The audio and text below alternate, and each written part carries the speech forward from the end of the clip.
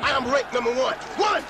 That means My I'm the fight best. against Sullivan Barrera has been cancelled, and now we know he never intended to fight Beterbiev, Yvonne Michel told ESPN.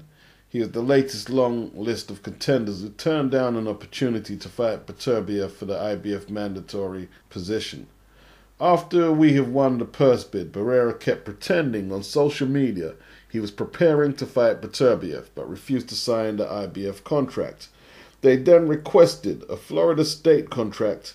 He got it and never signed that either. He could find any kind of excuses in the world, but the truth is he refused to fight for his share of the bid, the risk being too high for the compensation. If he would have believed he could beat Artur, he would have taken the fight.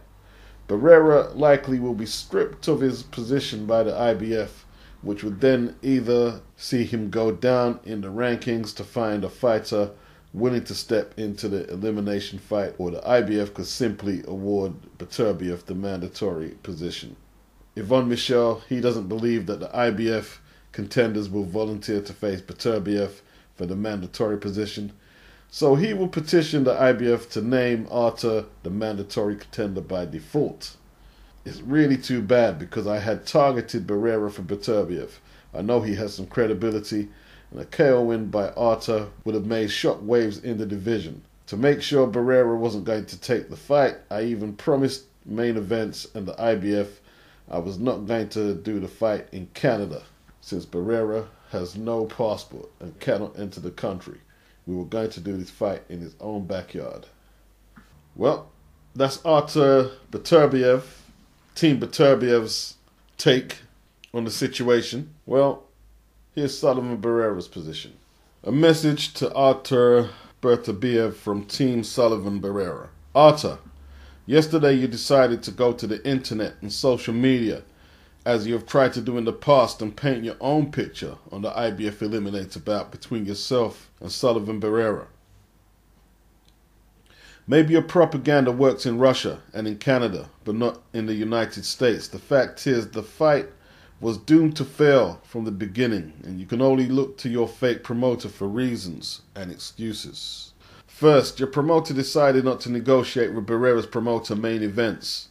His next move was to ask for an immediate purse bid. You immediately told the world on your social media account that the fight would be on March the 4th in Brooklyn, New York. Sullivan Barrera started training for this bout, but no contract ever came for the fight. After your promoter won the purse bid, he then told the world the fight would take place in late March or early April in New York. Sullivan continued to train for that bout, but again, no contract ever came from your promoter.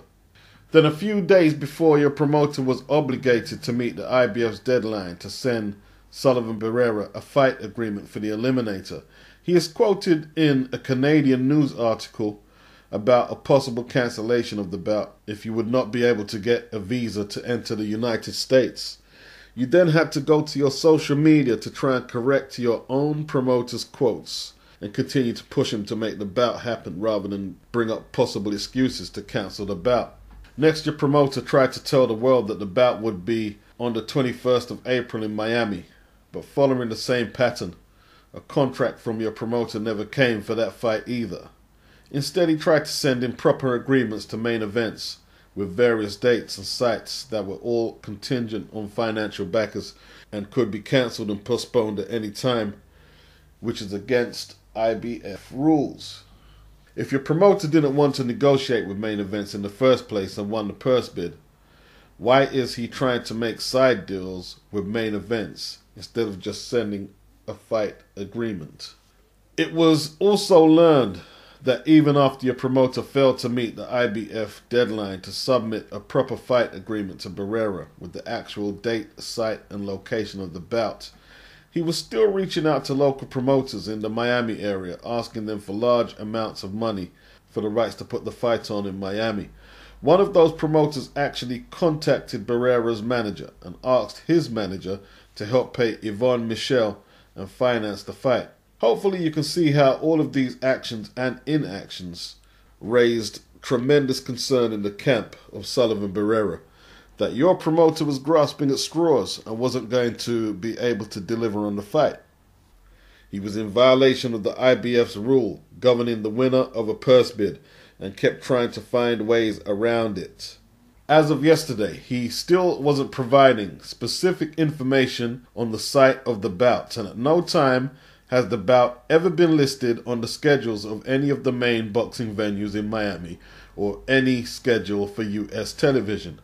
While it was always questionable whether your promoter could actually promote a fight of this magnitude in the United States when he has yet to ever do so, we no longer wanted to wait and find out the hard way. Barrera was simply not going to play these games any longer. After training for weeks and spending his own money with little or no certainty as to whether the bout would actually take place, enough became enough. Your promoter got what he wanted, and you can thank him for the cancellation of the bout. Artur, you are a great fighter with a great future. You will either take tough fights against the best in the light heavyweight division like Sullivan Barrera has done, or go the way of your countryman Adonis Stevenson and avoid tough fights at all cost.